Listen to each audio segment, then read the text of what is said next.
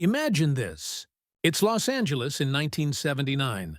The famous Troubadour Music Club is full of excitement backstage. Guitar players are testing their sound. People are clinking glasses. Big rock stars are walking around like they own the place. Then suddenly, everything goes crazy. A young helper runs into the boss's office, looking scared and out of breath. Linda Ronstadt, the famous singer, just walked out of the green room again. The reason? She saw one name on the list of performers.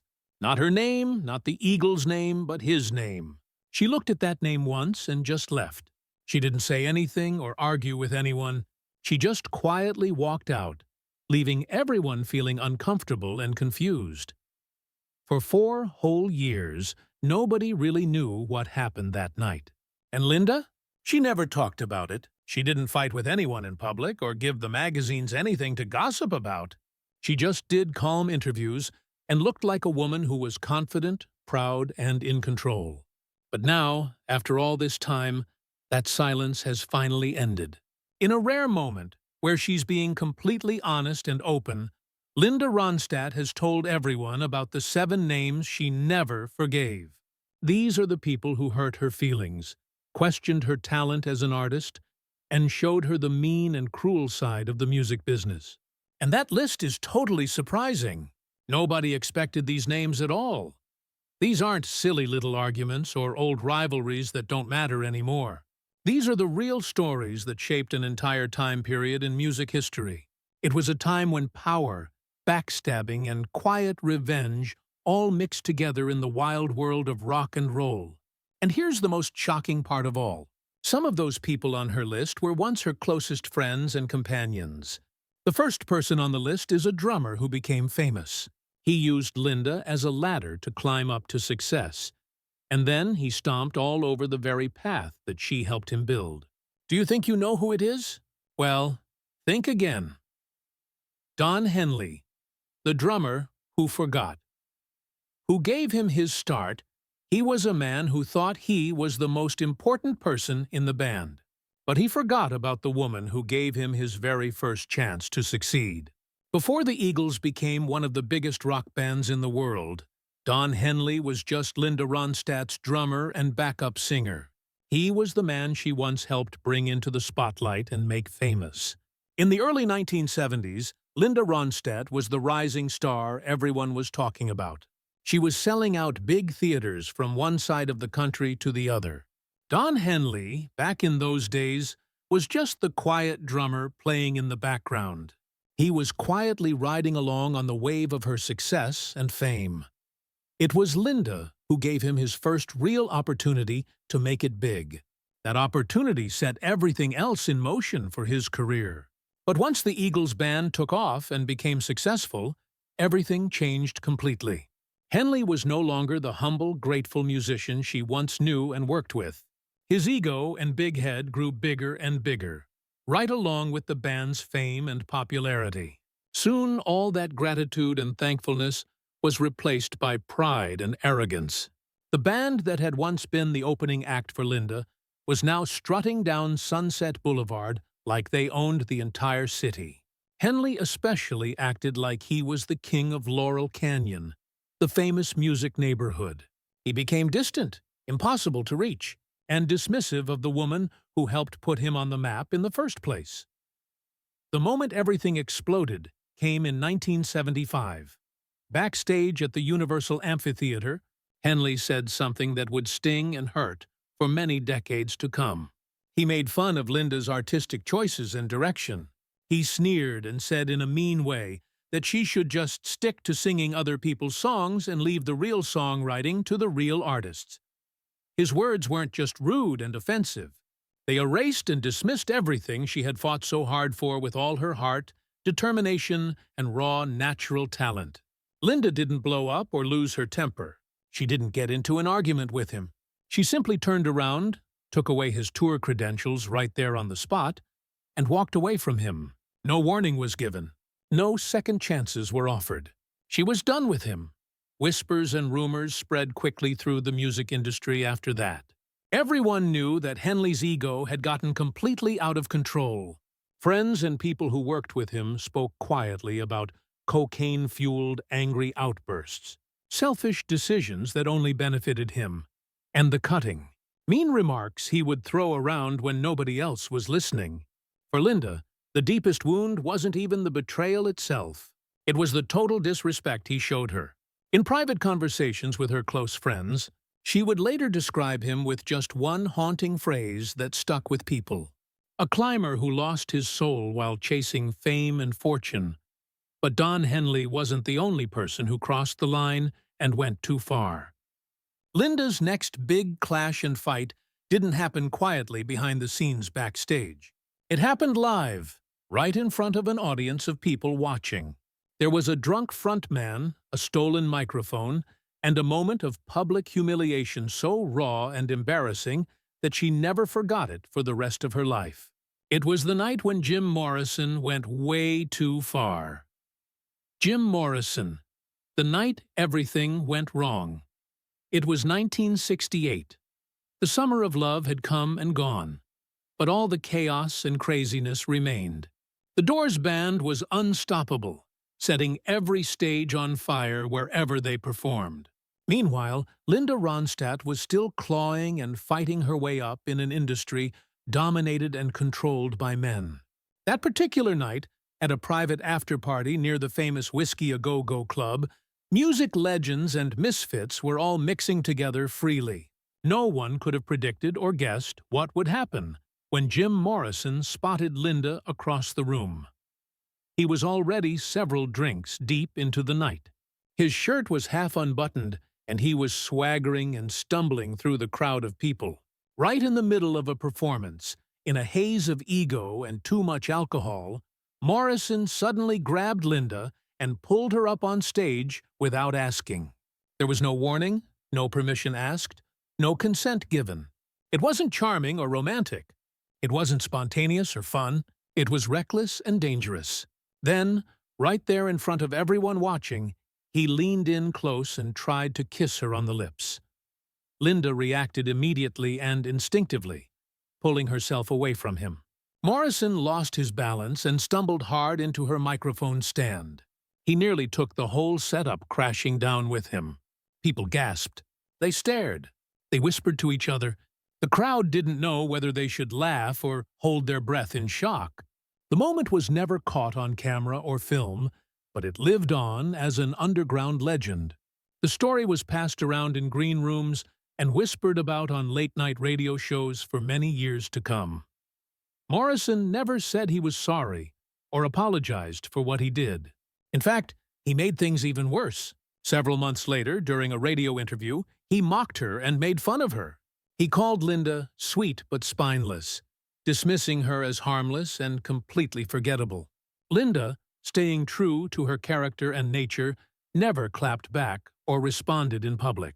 But behind closed doors, when talking to her inner circle of friends, her words cut sharper and deeper than any newspaper headline ever could.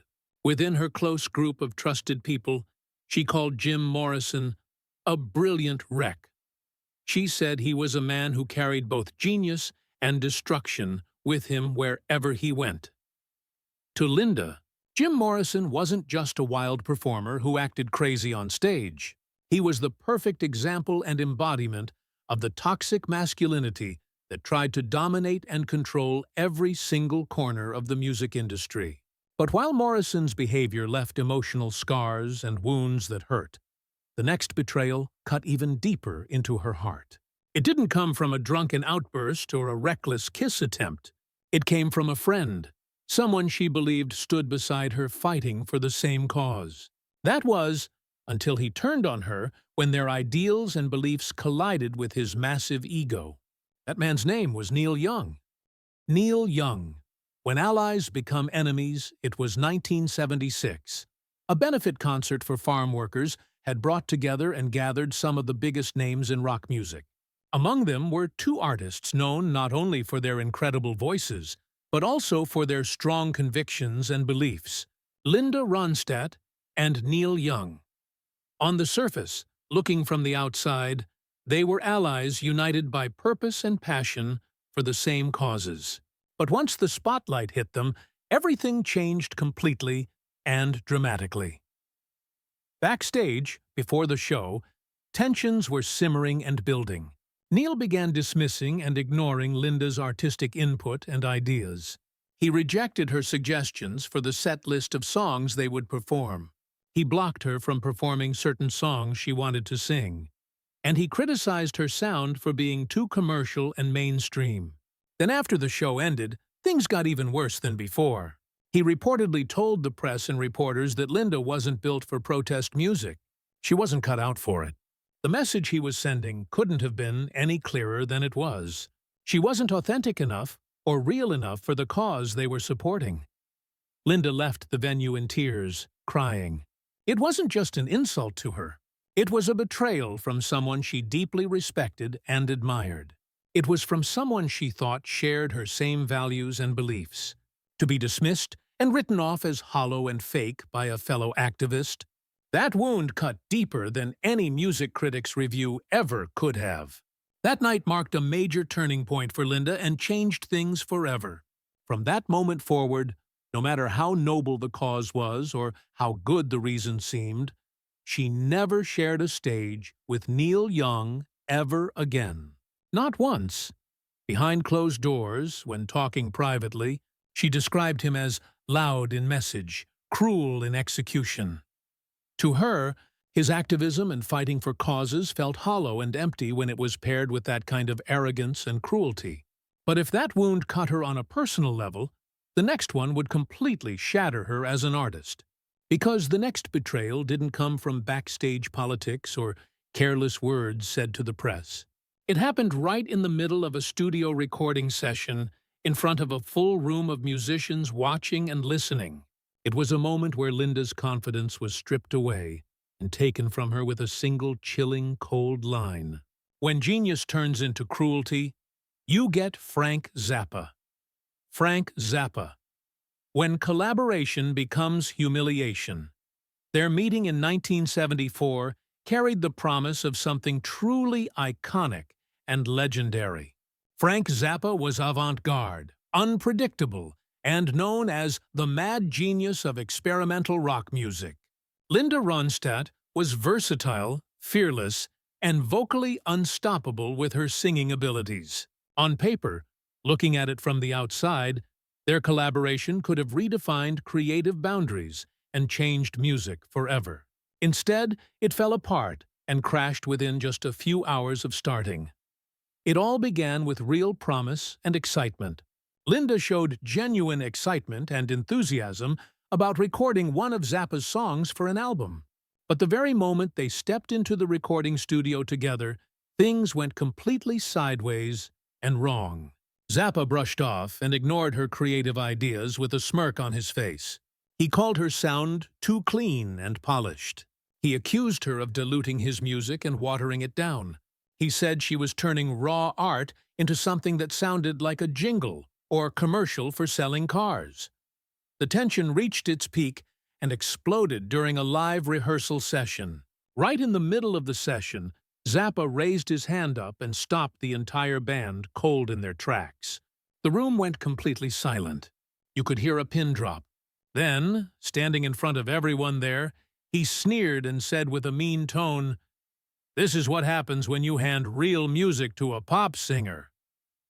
The air in the room froze solid. No one moved a muscle. No one spoke a single word. Linda didn't argue with him or lash out in anger. She simply gathered all her things together and walked out of the studio. She was humiliated, hurt deeply, and completely done with him. She never returned to finish the project, and she never worked with Zappa ever again for the rest of her career. Publicly, to reporters and the media, she said absolutely nothing about what happened. As always with Linda, her silence said everything that needed to be said. Behind the scenes, though, those people closest to her remember her words very vividly and clearly. Linda called Frank Zappa brilliant but brutal. He was a mind she deeply respected and admired for his talent, but he was a man she could never trust again as long as she lived. Still, having clashes and fights with difficult artists was one thing she could handle. What came next, though, was far more personal and cut much deeper. Because the next name on her list of people she never forgave wasn't a wild frontman or an eccentric genius who acted strange. It was someone she once called family. It was a fellow pioneer in music who turned his back on her when it mattered the very most. This was the Laurel Canyon fallout with David Crosby. David Crosby, the friend who became a stranger in the golden haze and magical atmosphere of Laurel Canyon. The famous music neighborhood, Linda Ronstadt and David Crosby, were more than just collaborators who worked together. They were kindred spirits and soulmates in music. They shared stages together, worked in studios together, and believed in the same countercultural ideals and values that defined an entire era of music history. Crosby's soaring harmonies and Linda's genre-defying vocals rode the same revolutionary wave of change. And for a while there, their bond and connection seemed completely unbreakable and forever strong. But by 1978, that beautiful harmony began to unravel and fall apart. During a recording session for a joint project they were working on together, Linda requested something simple. She asked for a key change in the music, one that would suit her vocal range better and make her more comfortable singing. Crosby refused her request flat out. He brushed her off with a cold response. "You should learn to adapt to the music." What could have been just a minor disagreement about music spiraled and escalated quickly into something much bigger. Tempers flared up. Harsh, mean words were exchanged back and forth, and the argument didn't stay confined within the studio walls where it started. Within just a few days, rumors began to spread through the Canyon neighborhood. Soon, the story hit the press and newspapers, becoming one of the most talked-about rifts and breakups in that tight-knit music scene. Then, Crosby crossed a line he should never have crossed. In an interview he gave to Rolling Stone magazine, he dismissed Linda as manufactured. He was implying and suggesting that she was more about image and looks than real artistry and talent. For Linda, a woman who had built her entire career on authenticity, instinct, and raw natural talent, it was a betrayal that cut straight to the very core of who she was as a person and an artist. She didn't fire back at him. She didn't respond in interviews or say anything on stage about it. She didn't need to respond at all. Her silence wasn't a sign of weakness. It was the sound of a bridge burning and a friendship ending forever. She didn't lash out publicly in magazines or on TV. Instead, Linda made her statement through silence and action. Behind the scenes, where people couldn't see, she took decisive action that sent a clear message. His name was completely banned from conversation within her band and inner circle of friends. Studio musicians who worked with her were instructed and told not to mention him at all.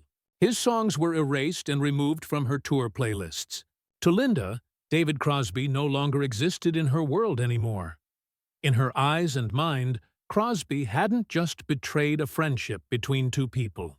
He had betrayed the very spirit and soul of Laurel Canyon itself. He betrayed that sacred bond of authenticity and artistic freedom they once shared and held dear. In private conversations with trusted friends, she spoke of him as a warning to others.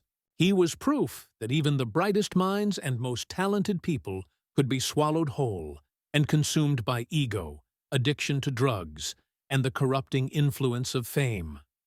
But if Crosby's betrayal cut deep on a personal level in her heart, the next one was colder and sharper in a different way. It was a public attack that turned punk wit and cleverness into pure venom and poison. This was the punk provocation, Elvis Costello's public insult. Elvis Costello, the punk who went too far. It was 1979, and the city of Cleveland was electric with anticipation and excitement. A massive music festival had brought together the biggest names in rock music. There were legends and rising stars alike all gathered in one place. Linda Ronstadt, fresh off a run of chart-topping albums that reached #1, was one of the main headliners everyone came to see. At the absolute height of her career and success, She was commanding, confident, and deeply respected by everyone in the industry. All eyes were on her as she prepared to perform. And among those watching eyes was Elvis Costello, the new provocateur on the scene causing trouble. He was sharp-tongued, unapologetic, and known as the punk poet, who prided himself on tearing down icons and established stars. But no one expected or anticipated what came next from his mouth. Surrounded by reporters and journalists, Costello sneered and made a face. Then he dismissed Linda's performance as nothing more than background music for brunch. Background music you'd hear while eating breakfast. It wasn't just a small jab or joke. It was a public humiliation designed to embarrass her. The comment spread like wildfire through the press and media outlets everywhere. And when Linda confronted him backstage afterward, hoping for an explanation or maybe an apology for what he said, she was met with something even colder than before. Costello, reportedly drunk and defiant, refusing to back down, looked her straight in the eye without flinching.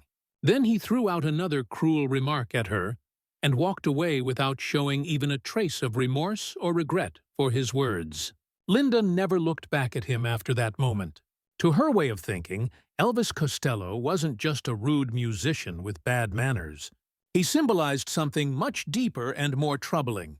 He represented something she truly despised about the changing face of the music industry. He represented a new kind of artist that was emerging. Someone who was sharp-minded and clever, but cold-hearted and mean. Endlessly critical of everyone else, yet completely devoid of compassion or empathy. Not truly rebellious or standing for something, just cruel for the sake of getting attention from people. In his defiance and rebellion, Linda saw no soul at all, only ego and selfishness. And yet, even that bitterness and awful experience couldn't compare to the final heartbreak on her list of 7 names. Because the last name wasn't a wild rock star or a brash newcomer trying to make a name. It was someone whose music should have blended perfectly with hers, like they were made for each other. A voice so compatible and well-matched, it felt destined by fate to work together. But behind the scenes, away from the public eye, their collaboration turned from a dream into a quiet disaster. This was perfection or control with Paul Simon. Paul Simon, the collaboration that never was. In 1982, the idea and concept seemed absolutely flawless and perfect. Paul Simon, one of the most respected songwriters of his entire generation, was joining forces with Linda Ronstadt, the reigning queen of boundary-breaking vocals and genre-defying music. When news broke and spread that they would record a duet together for his upcoming album, both fans and critics alike were absolutely ecstatic and thrilled. On paper, looking at their combined talents, it was magic just waiting to happen and explode onto the music scene. In reality, though, it became a slow unraveling and falling apart.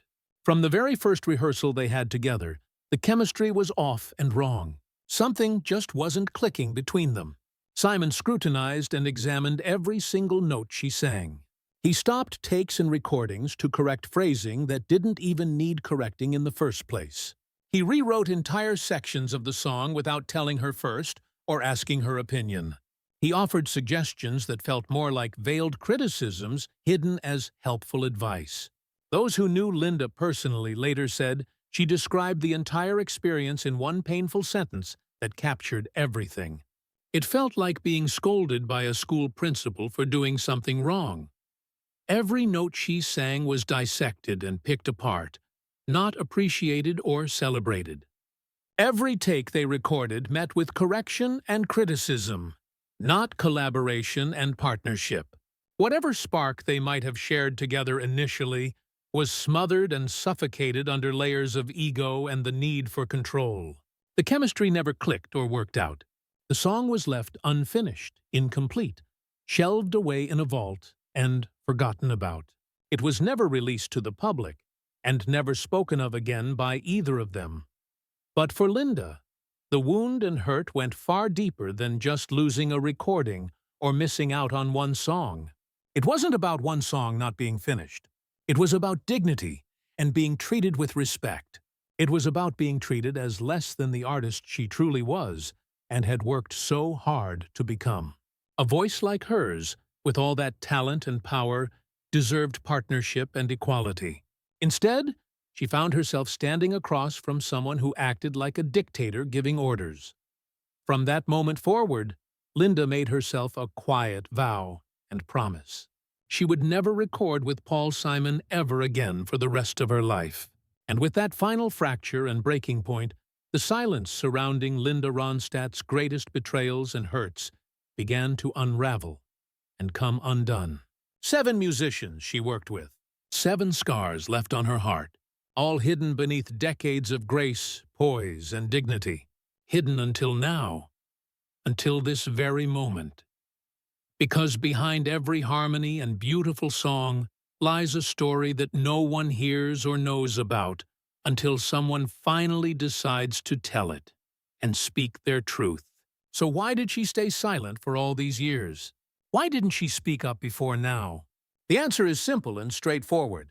Linda Ronstadt was never one to chase gossip or drama. She never wanted to fuel tabloid feuds or magazine stories.